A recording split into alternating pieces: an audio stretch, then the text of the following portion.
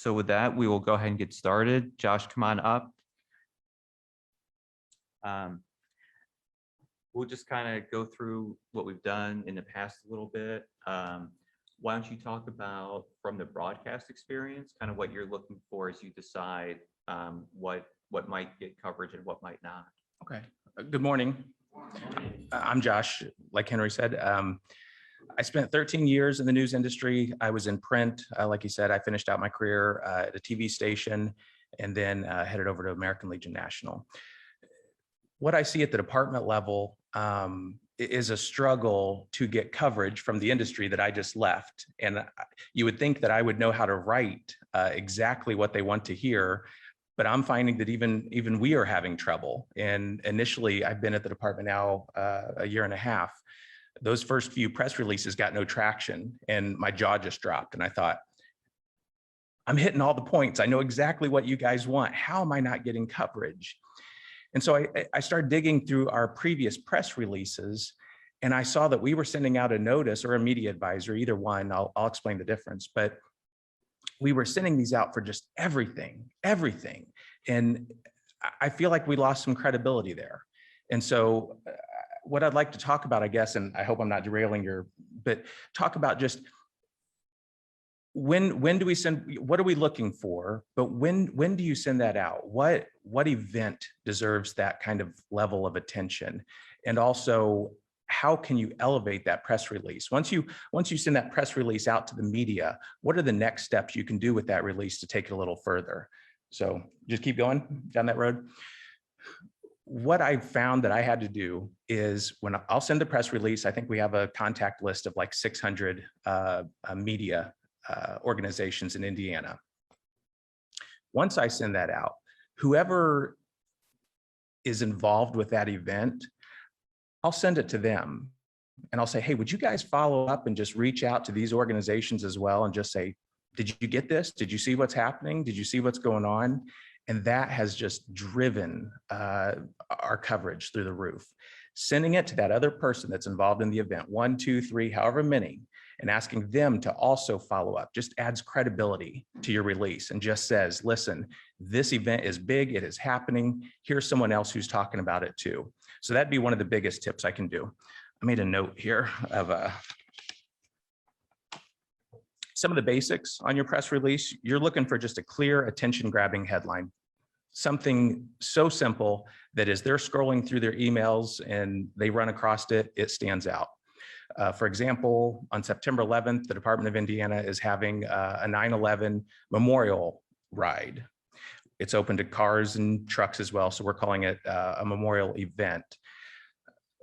One of the tips that I would give you is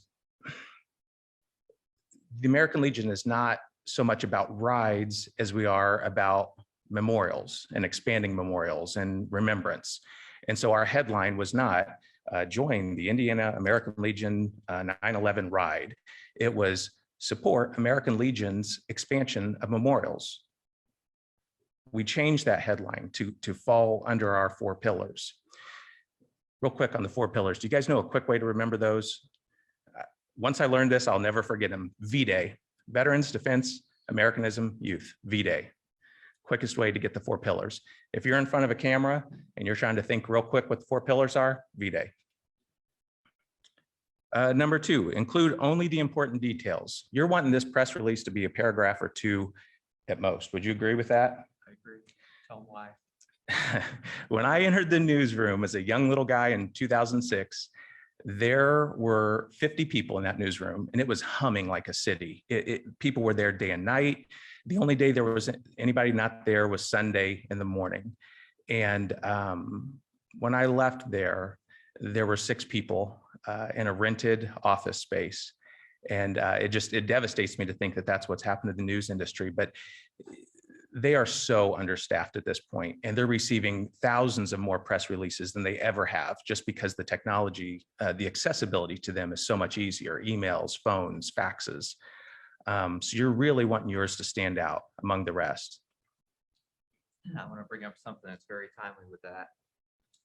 I was, my last job in newspapers was managing editor of the newspaper in Lafayette, Indiana. And this is a small paper. When I joined, it was roughly 40,000 circulation. We became the first newspaper in all of North America to develop a smaller width. Because previously, as you remember, like older or long ago newspapers, you'd open it up and it would take up your whole breakfast table. Well, we kept everything kind of in place, redesigned it, real modern design. Readers loved it. It was smaller. It didn't take up your whole breakfast nook. It was very innovative at the time. It launched in July of 2006. Last week, the press that we bought to convert to that size was destroyed, taken down, because they don't print the newspaper anymore and there is literally no use for it. So this, I don't know, $50 million press or whatever lasted 15 years. That's what the newspaper industry has become right now. The numbers Josh said are kind of mirror what I experienced when I got to Lafayette. There were 44 people in my newsroom. There's like 6 right now. So fewer people, still trying to cover their same geographic area. But what that means for us is that we can use our resources to help them. So Josh, maybe talk a little bit about that, about as the newspaper editor who's got fewer people, fewer resources, what he or she needs, whether it's broadcast or print, from someone who's sending information. Yeah. Excuse me. This guy on radio, would you please get close to the microphone? Because it's going to be hard to fix this on Facebook later. I'm sorry. No, that's a good point. I appreciate you saying that. Thank you. Yes, sir. I have a question. In Fort Worth, Department of Texas. Concerning news releases, the rest you're talking about. Years ago, 4 years ago, 30 years ago, when a lot of service members were still active, they got something in just back there in their unit called a hometown news release. Somebody over, then I remember that. So I went to the local hometown newspaper. It was called a PSA. So the service notes. I can tell you, the last 4.5 years that I've taken over, I posted who looked chain and not even without the chain. I don't get press releases, but I've had colleges like Texas Christian University. I've had local high schools come out and do community service work. And every time I reach out to a local newspaper, Forward Star Telegram, not to down anybody out. So, and they say, yeah, we'll be there. They're not. That's because of lack of personnel, but it's lack of understanding what the American Legion does for the community. Yeah, that's a great question. I think it's all of the above. I think that it is something where we need to convince the editor who receives that press release or the phone call why they should care. We care because it's about our members, our post, our whatever, our program. We know how important it is. We know how important it is to veterans, to our community, etc. But in what we'll try to talk about today is how to get that person who doesn't know the American Legion and gets all these press releases from all sorts of organizations, how we make our release stand out. So would you want me to talk? I'm sorry. Talk about, I guess, let's keep going with that, like how to convince someone that it's Okay. worth covering. Okay. When you write these press releases, I would recommend no colorful language at all. Don't embellish, don't build this up. Just give them the hard facts and let them choose. No colorful language. In your particular case, on the opposite side, I've been there. You're walking out the door with 4 or 5 assignments for the day, and you're hoping, best case scenario is you hit all 4 or 5. But the truth is you're going to hit 2 or 3 of those and have to call it a day because something's going to run late. Something's going to start late.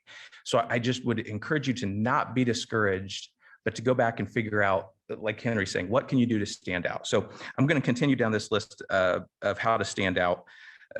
Number 3 was no creative or colorful writing, hard numbers only.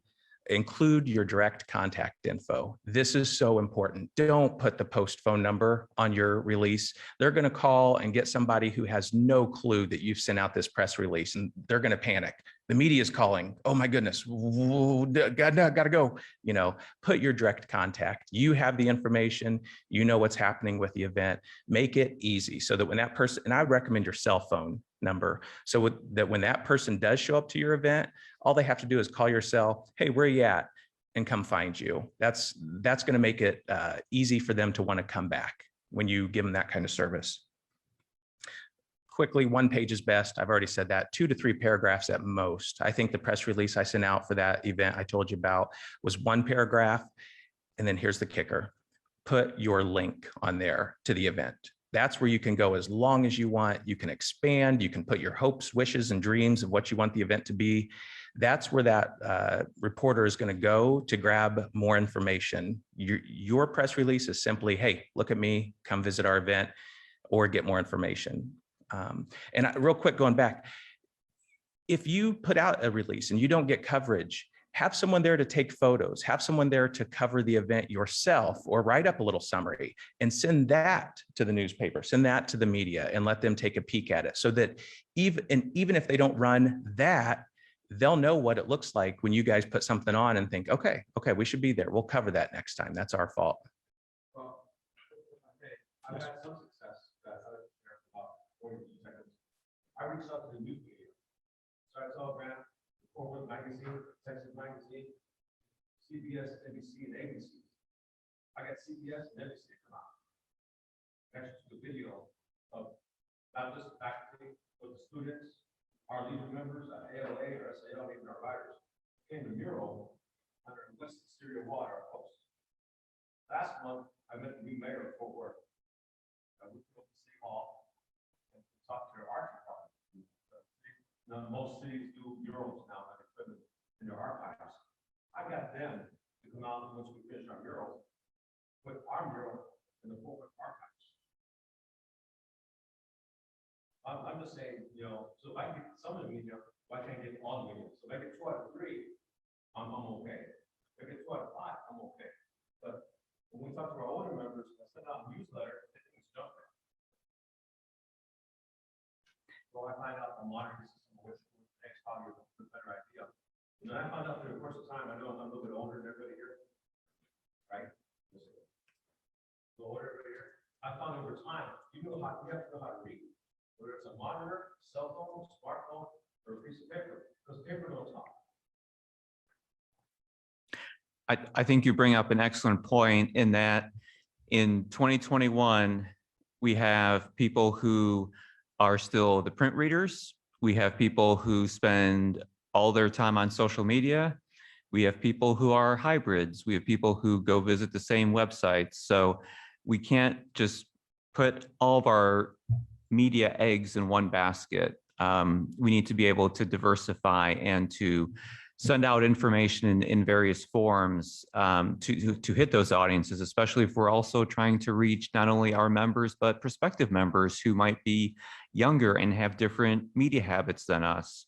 I want to go back to a point too. I thought what Josh said was really good about how to get your information into local media. But it's also at the end of the day, it's about relationships. And if the editor at your local paper knows you by first name, that's a good kind of barometer to measure. And you can certainly, and this was a post, I did a story on this post, I think it's post 3 in Delaware. They were having membership issues and they did 2 things. One, they moved their building to get into a higher, literally a higher traffic area so they would have better visibility. But they also made a concerted effort to engage their local media. They, without even having a story to pitch, they went and they talked to the staff at the paper, a couple of the editors, and just told them what the American Legion is, who they are, what they do at their post. And they do, I believe it's 3 times a year, they do events where they bring, it's Easter, Thanksgiving, I don't think it was Christmas, it may have been Christmas, but 3 big holidays where they brought in food for all the emergency service workers, cops and others who were working on the holiday. And so they fed them a meal. And so when it came time where they went back to the media and said, hey, we're doing this thing, the media came out and covered them because they had that relationship established. And so the media now, in fact, they have the reporter who covers veterans and military issues because Dover Air Force Base is right there. He will call them and say, hey, what's going on? What are you guys doing at the Post? Anything, I should know about? So it's gone from where they didn't even know this post existed to where now the reporter is calling them. So what does this matter? I mean, it's a small town in Delaware where their membership has grown by hundreds of people, literally, because they're out there. And when I was talking to Jeff Krauser, who is, I believe he's post adjutant now, he was talking about how prospective members would come into their building and say, I didn't even know you guys were here. I saw you on the news, or I read it in the paper. So, doing this does have that impact of being able to not only get your story out there to local media, but it does have an impact on membership. Josh, since you worked in broadcast, are there any differences that you see in how Post should maybe differentiate what they send to print versus broadcast, or is it all the same? Yeah, I would recommend if you're going to send something to a station, you might write about the visuals that are going to be there. Come see all of our. I hate going back to my event. If someone else has an event they want to shout out, I could expand on that. But come see we have 302 registered vehicles that are going to attend this event. Come out, see what that looks like. That's a free pass to use a little colorful language to explain what it's going to look like, to give them a visual of what that could be. Real quick, I want to touch back on the relationships. One of the best things you can do, I think this is so simple and so effective, but nobody really does it anymore. Get a box of donuts, put your covers on, put a flyer inside your box of donuts on the inside of the lid. So when the lid is up, your flyer's right there, and take those into each station in your area and just drop them off. And I guarantee those will hit the newsroom. Did you have a comment on that? Oh, I do believe that they love the donuts. we love the donuts. I'll speak in past tense. I love the donuts. Yes, sir. Yes, ma'am.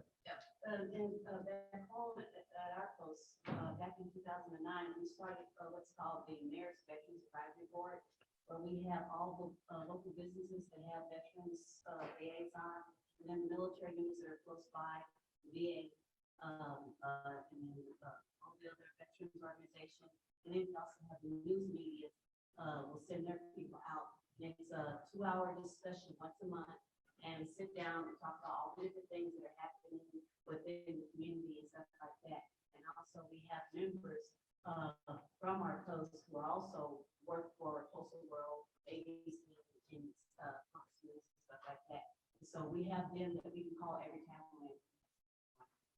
Interesting. That's a great way. That's a great way to build that relationship. Yes, sir. Ray Reed from Montana. We've been doing a monthly printout of the events coming up. And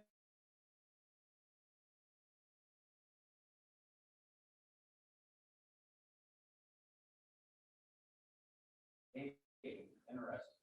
That's great. I might recommend on something like that. It would be interesting from the newsroom perspective to see why that's important to the community. I would like to hear it from your side. Why, whatever event, how does that impact the community? That'd be nice to see. So just I'm gonna give you 3 events: 9/11, Mhm. WMIA, and Gold Star Mothers. Yeah. All happen this month. That's honor and remembrance. If I can give you guys an angle that I have found that's very relevant to just people, ignoring the news, but having come from national, I saw our statistics on our YouTube videos and what people were watching. And number one, by and large, every time was honor and remembrance content. They loved it. They couldn't get enough of it. You would see an honor and remembrance video 5 times more views than anything else. So if you're looking for that standard thread, or that common thread to carry through everything, honor and remembrance will get you every time, in my opinion. I was just going to point out that you need to build sort of a list of contacts and media within your state. National does collect media contacts, and so every year, for instance, in Minnesota, I get a spreadsheet with all the media contacts from Minnesota. So if you're not doing that in your state, just contact national, and they may already send it to your department. Yeah, that's a great point. I'm going to repeat that just in case it's not 100% clear, but so we have a database that we subscribe to that has media contacts throughout the US. So when the commander makes a statement, we will send out a release nationwide. And through the press of a button on Katie's keyboard, it goes to all media or whatever group we select. And so from time to time, we get requests from Minnesota and other states, departments that say, hey, we're doing this big riders ride, for example, across the state. And we want to be able to get publicity throughout the state about where we're going to. Do you have media contacts? So we can download that list, send it to you, and then you can go ahead and send it out through there too. So that's an easy ask, and we're happy to do that. We talked a little bit about the before, Josh, in getting media coverage. So let's say that for our next step, we have an event at our post, we sent out the release, and the media has shown up. So what are some tips of what we want to do when the media is there and the event is going on? I love this question, because the quickest way you can get the media to not come back would be to try to control the message. If you're trying to control what they're doing, what they're covering, the angle that they're getting, you're going to ruin that relationship instantly. You lose your credibility. So the best thing you can do, be right there when they show up. Hi, I'm Josh. Let me know if you need anything. Stop right there. No more. Let me know if you need anything. When they feel that trust that you're not going to try to take over and tell them where to go, what to cover, who to talk to, we're going to start asking questions. Okay. Where's all the action? Where's it happening? Who should I interview? Who should I talk to? As soon as I know that you have my best interest as the media in mind, I'm going to open up to you. I'm going to give you more access to telling me where I should go. So, hi, how are you? Introduce yourself, and then just stop and let them take it from there. Is that okay? Facebook question. Okay. Okay, so this is Claire on Facebook.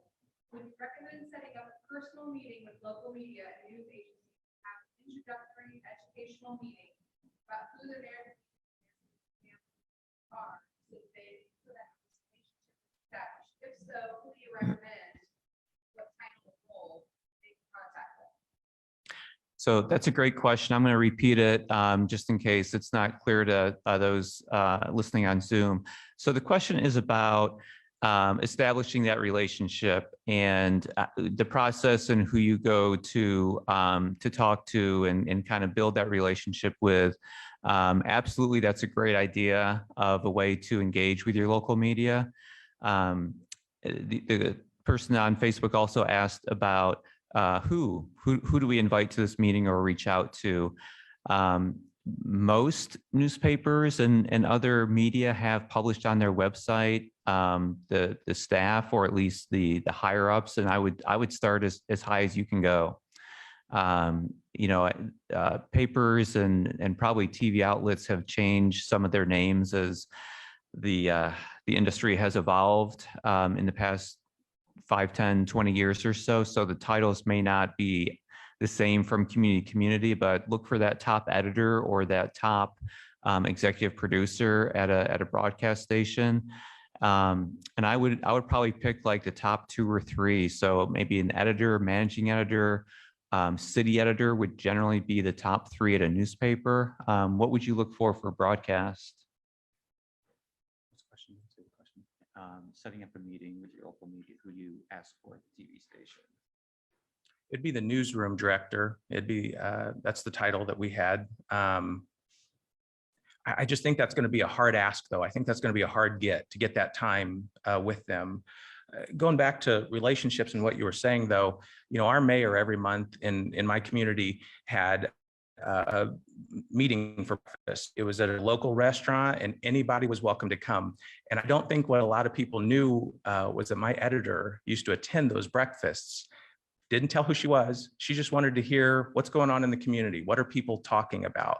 So by going to these meetings with your city officials and just these, gatherings or not informal gatherings, you may be getting your message out there and having a meeting with the person you want a meeting with without even realizing. So I'd highly recommend to find other ways to get meetings, because I just fear calling the station and saying, hi, I'm from Post 210, or I'm the department commander. I mean, I don't even think I would have much luck getting the department commander to have a one-on-one meeting with the newsroom director. It's just so busy right now.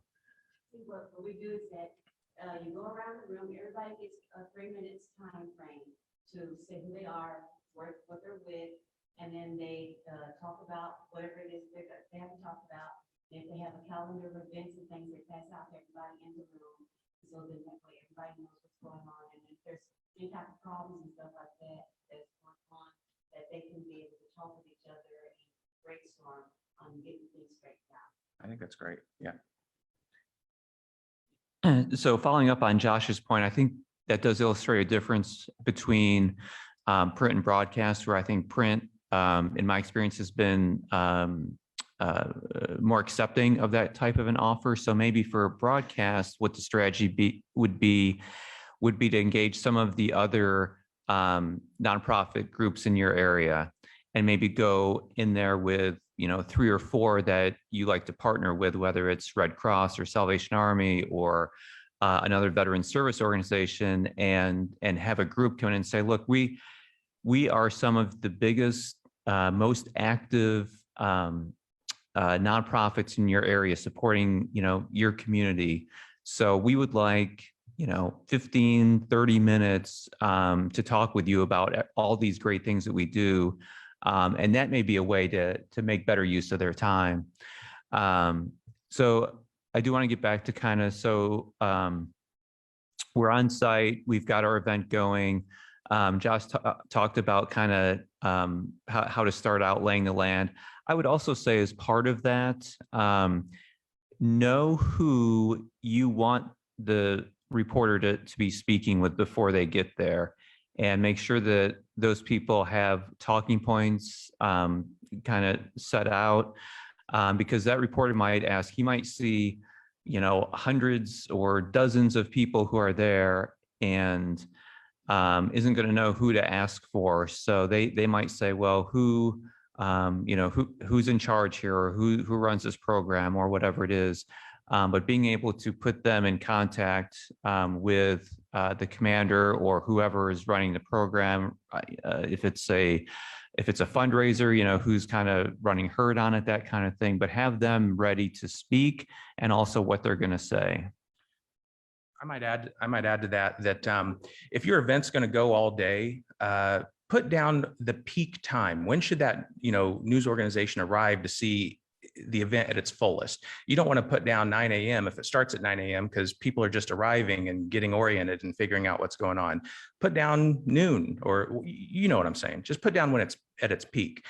Like he said, have people available, clear talking points, ready to go. Make sure they're using all the proper techniques by flagging and ending the interview with, if you want more information, visit indianalegion.org.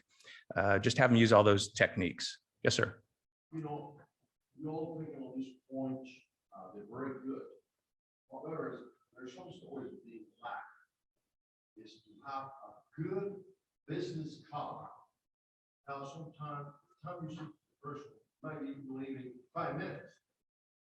You don't have a business card, it's great as you personally, but when you host with a part, you should change business card. I was surprised. I asked the chairman of communications meeting, said, can I have a business card? I don't have one.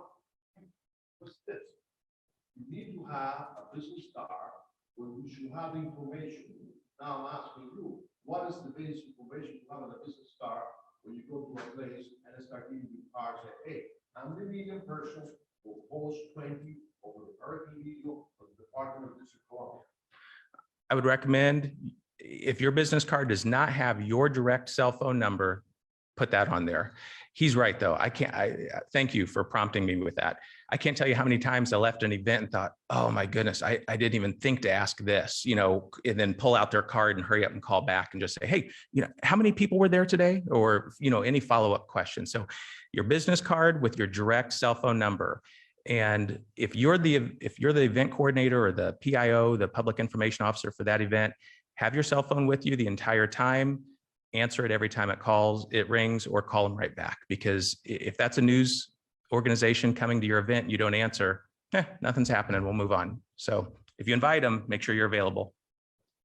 Jerry, I was on the Department of Mississippi, editor for a newspaper there, the department, 40 years in radio. Not heard anything about radio today, but how many people listen to radio? You'll call that radio station, especially in smaller markets, those guys are begging for somebody. Most stations, like you started with 40, 50 people in the room. I started with about 30, and there were 3 of us now. So same thing. You can reach out to your radio station, develop that relationship. Trust me, DJs love those. Okay? Especially if you're at 3 o'clock in the morning. Please reach out to the local radio station. They will develop a relationship with you. Now, get a guy who's looks like he's been up for 72 hours, bring him $2. Yes, sir. I just wanted to add, sometimes you send out a press release and it's after an action, like we send out one for the state oratorical contest winner, and it's going to be printed in the hometown paper. And like I said, those guys are busy. I try to send a press release where they can almost copy and paste it right into the newspaper. So it's like I got the quotes, I talked to the mom. I'm like basically a reporter, and then I send out a press release that in this instance is almost like a story, and then I send them some nice photos to go. And a lot of times it's almost word for word. Maybe they change lead or something, and then it's word for word what I sent. And I try to send it to radio too, and sometimes they can broadcast. That's excellent. And I mentioned earlier, media advisory versus a press release. Media advisory is what you're going to send out that's just going to go out and say, hey, here's what's coming up. Here's what we're doing. We just want to make you aware of this event that we're having. A press release is going to include information, quotes, even stuff like that. So yeah, that's excellent to always follow up afterwards with photos and information. I think that's a great point. I would add a couple of things to that as you do that. Again, we were kind of the premise of this was credibility. So when you send out that release, make sure for those oratorical winners, names are correct, hometowns are correct, all that stuff. I know you know that, I just need to say that. And I would also say too, you remember to put your contact information there. So if they do have a question, they can contact you directly. And I think also that, that gets back to what we talked about earlier about, fewer staff members and that kind of thing. And, that poor editor still has to fill all these pages, and that producer still has to fill that, 30-minute news broadcast. So if they can get help in doing that, they're going to welcome that. Yes, sir. Hear a lot of information about like sitting local media or events, whether it happen now or past, or maybe like different markets. I know I'm not in Mississippi, but could we talk about just like the Legion itself, like is it feasible to like my post make a 30-second commercial, start sending out to like ETLA or something like that? Say that they run this ad in the middle of the night. Is that's something like Legion? Okay. What I'd recommend in that case is there are services that provide PSAs to the media. You'll want to go that route because they're going to want to make sure that that video is broadcast ready, that there's a bunch of criteria that they need it to meet, and it's really weird stuff you would never think of, such as, go ahead. Yes, sir. I'm filmmaker. Excellent. Los Angeles. So I shoot commercials myself. And my post is just the words and make some sort of visual publication. And it's a feasible, we sit at our local station, hey, run this ad, so we can say, hey, local veterans, need some support, better services, or come to our post. I can't speak if a post has done that. I can just speak from our level that I've never seen us accept a video and play it as a PSA. We always used the service, and you can Google the service. There's a few out there that'll do that for you and get it to the stations. So I think to the question, I mean, if you, you know, as a grassroots organization, your post can certainly choose what makes the most sense for, you know, the resources you have available, your community, and that kind of thing. If you can produce a, you know, a high quality PSA that is going to take the, you know, help promote the American Legion, I go for it, honestly. For those who, you know, don't have those resources available, the American Legion does have PSAs available on our website that you can download, and you can share those with your local media. We also have done other advertising and marketing like billboards that we have out. A lot of times, if whoever owns that billboard can't fill it, and you know, you see, you know, in August you see something advertising, you know, a big Christmas sale going on from last year, that may be an opportunity to contact the billboard company, because if they can't fill it with advertising, then they will give it to nonprofits, and that's a great way to get it out there. Also, as people hopefully go back into movie theaters, we've also done little short PSAs that they get played in that, you know, kind of in the let's all go out to the lobby, you know, kind of promos before the credit the movies start and that kind of thing. So those are available as well. Question? Bradley Hack, Department of Arizona Public Relations, as well as, since he brought that up, billboards. I'm on the marketing commission. One thing we're trying to put out national from the marketing commission is we have a big push on billboards. What we ask you to do is, if you find one of these billboards like this, that we already have agreements with, Clear Channel, among other things. Obviously, you're not going to want to give up a billboard on the side of I-5 in downtown San Diego. Okay. But there's a lot of billboards out there that these companies would love to be able to write off to a 501c. And with this in mind, you find one of those billboards, write the name of the company and the billboard number on it, and contact National Marketing Commission.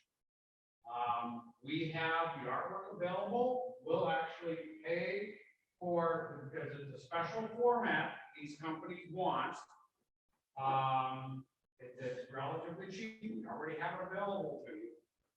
That you can contact us. We can make arrangements to the company. We'll actually contact the company and try to work out something with you, with the company. Yeah. Well, that was coming. So if we find a billboard, Yes. and I contact them, Go through your action, by the way. can we get that ad on there personalized to our post? You can get the ad personalized to post. There are certain things that if it's a donation for them, that you have to go into the call to action mode. You know, we can't put on there, you know, come join the American Legion. Call this number. You cannot do that, but you can say, you know, the American Legion supports the 4 pillars, and put our website on the bottom. You and I both know we're talking recruiting here, but we're actually not saying the words. Yeah. You're absolutely right, because if you've ever seen those DAD billboards, they never say join us. They always say join us. Right. And that's all part of their tax donation to a 501c. Notice I'm wording that. Is on the website, does it have to be on the website? It can be your post's personal website if you want. That's okay. And give a second to your comment. Okay. As far as your initial question, your locale, because again, for me, looking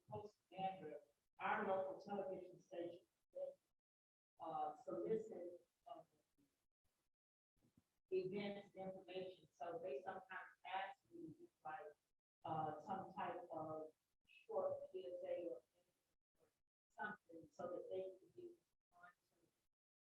on to it. But we're a small town, organization, so. I just know that for another company I work for, they pay for slots in the middle of the night, $5 a slot or $20 a slot. In our local Los Angeles TV stations in the middle of the night. So I just wonder, could we do the same thing on our post level?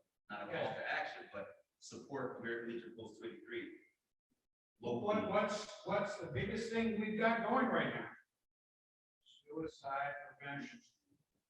And, you know, and that 22 days going up, and everything that's going on in Afghanistan.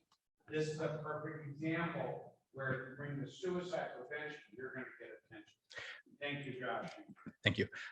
Real quick, going back to press releases and media advisories, what I might recommend is when you create this PSA or you're shooting this commercial, the so-called commercial, you know what I'm saying? PSA or commercial, but obviously PSA is talking about something that commercial is talking about like product. I'm not talking about product, I'm talking about us. So he said support the American Legion like a billboard. So we talking about the programs that we have, we want to partake in. The first angle I might recommend to you, though, is to write a press release about this spot that you created and just say, you know, we had 5 Iraq war veterans, we had 5 post 9/11 veterans in this commercial, and give a little information about who each person is that stars in this commercial, and drum up that media interest in that commercial and go that angle first before you go straight to asking for a PSA spot. I would recommend you just make them aware that it exists. They may have interest in it and put it on prime time, you know, during daytime and stuff. Yes, sir. I arrived late and I apologize. There's another meeting, but back up. We're talking about how to obtain credibility. Mhm. The American Legion Media Association, white fans, we belong to. How recognized is it by the press if we tell them we're part of that organization? You're referring specifically to TALMA? Generally, my guess is that TALMA is probably not real well known outside the organization. So what I would say is that I'm a member of the American Legion. We are the nation's largest veteran service organization. And here's why I want to talk to you. I just didn't know if the press had recognized that organization as I mean, we give out the press credential, as you know. So if there's, you know, a city council meeting or something you want to go to, obviously those are open to the public. The press pass will give you a little bit more credibility than your neighbor who doesn't have one. Absolutely. I've been with TALMA this past year, 2 years, before that. The Mississippi, not giving me a real hard time. I think it's because I've been in the Broadcasters Association there, recognize the name, but getting our name to them, relationship was not difficult, but our state association is expensive to join. The Mississippi Broadcasters Association, $1,000 a year. You know, I don't know if that would be beneficial to everybody to join their state association, but something we can do as TALMA to, you know, get inside that door. You know, that's a lot of money for my pocket. Anything else you want to cover? Yes, sir. Going back to credibility, trying to get back to the beginning. The thing that I have learned. This hat, this cover, holds an incredible amount of weight. We, I think, as a group, so what I have learned, if you want credibility, is start at your local, say, smaller town, start at your local town council. Just go to the town council. Sit in the audience. Where you're not on the agenda. You're just sitting. you will find that after 2 or 3 meetings, all of a sudden, if a topic comes up on the dais that is veteran related, you will find, especially here in the break, one of the council members will call me. You'll also find that now that you have this attention, the news media that's there, just like they were talking about the breakfast, because all of a sudden you become credibility, the subject matter. And it may be something as simple as always have something, piece of paper, that explains the American Legion. The 4 pillars. What are we? We suffer, as we all know, and I've had this conversation. What is the American Legion? Oh, that's just a cheap place to go get beer. Wow, well, I like to close down all the clubs for one. But we have to look beyond them. So part of that is have a flyer that explains what we are. But also, if you're going to talk about an event, have the news press release, have the news, some flyer with you that as you're sitting there off to the side, you're not standing by the door hanging them out. But now that you've become a credible source, and somebody comes up to you because they hear something, you go, well, I don't have to waste your time right now explaining all of this, but let me hand you a flyer and my contact information. Thus, adding us, we have to earn the credibility. I'm glad you said that about the city council meeting or the town council meeting. And I was trying to remember, there is a rule that for the agendas that those have to be published. I think it's within 48 hours of the meeting. So you can also make that part of your practice and just review what your city council is going to talk about. If it's a Thursday meeting, look at it Wednesday morning. There might be an event or a topic on there related to veterans that you can definitely go and speak on, and even maybe even encourage some of your post members to go in mass and have more of a showing. If as Bradley was saying, if you walk in there with half a dozen members all in their caps and there's a reporter there looking for an angle to that story, that's a pretty good angle to have. And that reporter will more than likely come up to you and say, well, what did you guys think about that? What they're talking about, doing with veterans or on some military related issue. That is our time. I believe we're heading over to Holly, who's